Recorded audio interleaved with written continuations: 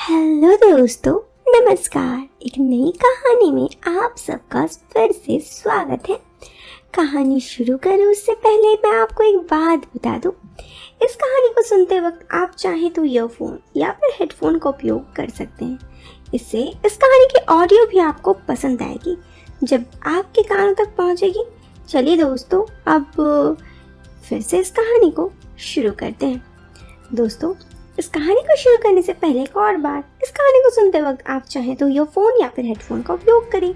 इससे ना इस कहानी की ऑडियो भी आपको पसंद आएगी। चलिए, अब बहुत तो हो गई बातें, शुरू करते हैं आज की ये कहानी। तो ये कहानी रमेश की है। रमेश जो अभी 24 साल का है, पढ़ाई कर रहा है और अपनी लाइफ में सही है।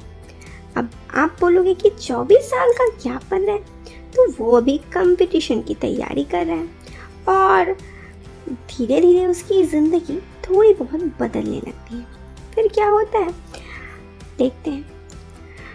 दोस्तों, हुआ कुछ यूं कि रमेश, जो कि बहुत ही शांत स्वभाव का लड़का था, लेकिन असल में वो कैसा था उसका बदलाव ये किसी को नहीं पता।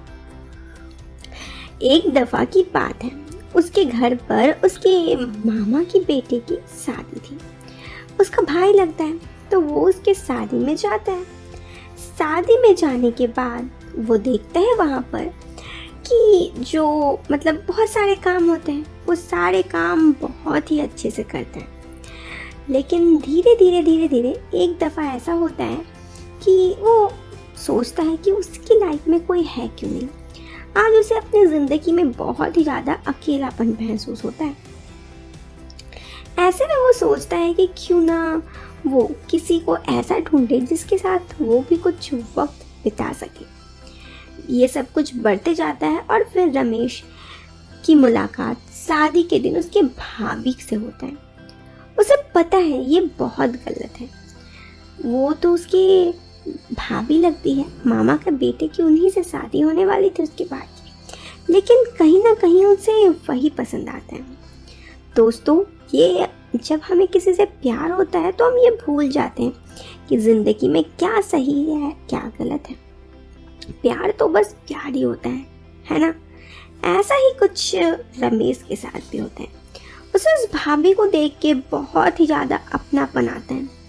उसे ऐसा लगता है कि एक वही है जिसे वो पसंद करता है, लेकिन वो ये सारी बातें किसी को नहीं बताता, क्योंकि उसे पता होती है कि अगर वो ये सारी बातें किसी को बताएगा तो सब उसे गलत ही सोचेंगे। धीरे धीरे वक्त बीतता जाता है। वो हमेशा शादी के बाद भी उस भाभी के बारे में सोचता है, उन्हें याद करता है, लेकिन कभी भी उस भाभी को कुछ नहीं कहता। उसे हिम्मत ही नहीं होती कुछ कहने की। ऐसे ही करीब करीब काफ़ी दिन बीत जाते हैं। एक दफ़ा की बात है, उसका मामा घर जो है ना, वो करीब उसके घर से 2 घंटे के रास्ते में है।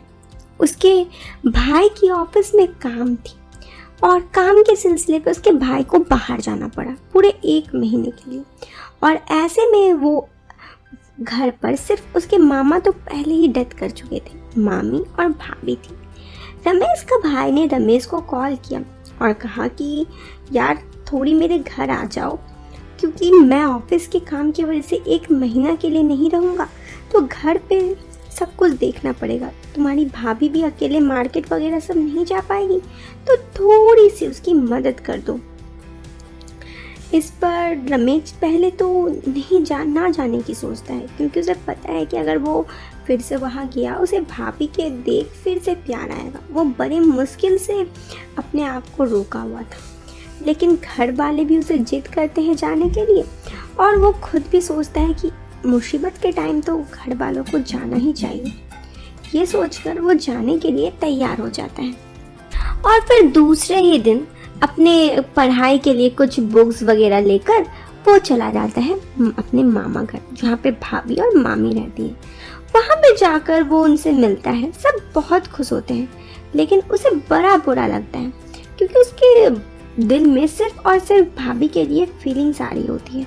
उसे पता होता है कि ये बहुत ही गलत है, लेकिन दोस्तों, जब हाल दिल का हो तो सब कोई रुक जाता है। कोई भी इंसान प्यार में अपने आप को रोक नहीं पाता है। यही सिलसिला कई दिनों तक चलते रहता है। रोहित की भाभी, जिनका नाम सोना था, सोना रोहित की बहुत केयर करती है और जब भी मार्केट जाना होता है सोना रोहित को अकेले नहीं जाने देती। कहती है, आप अकेले क्यों जाओगे, आप तो ऐसे भी हमारे घर के मेहमान हो, मेहमान से काम नहीं करवाते, जबकि हम तो आपसे इतना काम करवा रहे हैं, तो कम से कम हम आपके साथ तो चल ही सकते हैं। ये सब कहने पर रोहित उसके तरफ और भी पिघलता जाता है। धीरे धीरे रोहित उनसे बहुत प्यार करने लगता है। वो चाह के भी अपने आप को रोक नहीं पाता है उसे प्यार किए बिना, और वक्त बीतता जाता है। 10 दिन में हाल कुछ इस तरह होता है कि वो हर दफ़ा सिर्फ और सिर्फ उन्हीं को देखता है, उन्हीं के बारे में सोचता है। आखिर वहीं पे तो वो रहता है, हर दिन उन्हें दिख ही जाते हैं। समय धीरे धीरे और बीतता जाता है और एक दफ़ा की बात है, रोहित उस दिन 2 दिन बाद भैया आने वाले थे, तो जिस वजह से भाभी काफ़ी खुश थी। लेकिन रोहित बिल्कुल भी खुश नहीं था, क्योंकि रोहित जानता था कि अगर भैया आएंगे तो वो वापस चला जाएगा और सोना से उसकी दूरियां फिर बढ़ जाएगी। उसने सोचा कि ये सारी बातें सोना को बता देगा। उसे इस बात को बिल्कुल डर नहीं था कि सोना शादीशुदा है और ये सब बात सोना को पता चलेगा तो उसे क्या लगेगा। उसे बस ये लगता था कि अब कुछ भी हो जाए सोना को ये सारी बातें वो बता देगा। धीरे धीरे उस दिन जब शाम में उसकी मामी पड़ोस के वहाँ पर गई हुई होती है, उसकी मामी मतलब रोहित की मामी अक्सर पड़ोस में जाती है किसी से बात करने वगैरह, तो वो रोहित जाकर उन्हें सब बात बता देता है। रोहित की बात सुनकर उसकी भाभी चौंक जाती है। वो कहती है, ये तुम क्या कह रहे हो रोहित, तुम्हें पता भी तो है मेरे साथ तुम्हारा कैसा रिश्ता है। रोहित कहता है, हाँ मुझे पता है आपके साथ मेरा कैसा रिश्ता है, लेकिन मैं अपने दिल को नहीं रोक सकता, मुझे आप बहुत पसंद है। ये बात सुनकर भाभी चौंक जाती है। भाभी वहाँ से चली जाती है। रोहित बहुत डर जाता है कि अगर भाभी ये सारी बातें भैया को बता दे तो क्या होगा। वो अपने आप में पछतावा करता है कि उसे भाभी को ये सब बातें बतानी ही नहीं चाहिए थी, क्योंकि वो ऑलरेडी शादीशुदा है। ये सब सोचकर वो बड़ा परेशान होता है। शाम को भाभी उससे मिलती है और कहती है, रोहित तुमने ये बहुत गलत किया ये सारी बातें बताकर मुझे, तुम्हें पता भी है ये हम दोनों का रिश्ता कैसा है। रोहित कहता है, मुझे पता है भाभी, मुझे माफ़ कर दीजिए, मेरी गलती हो गई। इस पर भाभी कहती है, ठीक है चलो, कम से कम तुम्हें तुम्हारी गलती समझ तो आ गई, मैं तुम्हें माफ़ कर देती हूँ। इसके बाद रोहित उस दिन के बाद अचानक से उस घर से चला आता है। ये कह के जाता है कि मैं कुछ ज़रूरी काम है तो मुझे जाना पड़ेगा। रोहित की भाभी को पता होता है कि आखिर रोहित क्यों गया, और दोबारा वो भाभी से कभी नहीं मिलता है, क्योंकि उसे पता होता है कि अगर वो दोबारा भाभी से मिलेगा उसके दिल में फिर उनके लिए फीलिंग्स आएगी। दोस्तों, किसी के लिए हमारे दिल में फीलिंग्स आना नॉर्मल बात है। हम अपने दिल में अपने फीलिंग्स को नहीं रोक सकते, लेकिन हाँ, उस इंसान से आप दूरी ज़रूर बना सकते हैं। अगर आपको लगता है कि जिसके ऊपर आपको प्यार आ रहा है वो प्यार सही नहीं है, तो उस इंसान से दूरी ज़रूर बना लीजिए।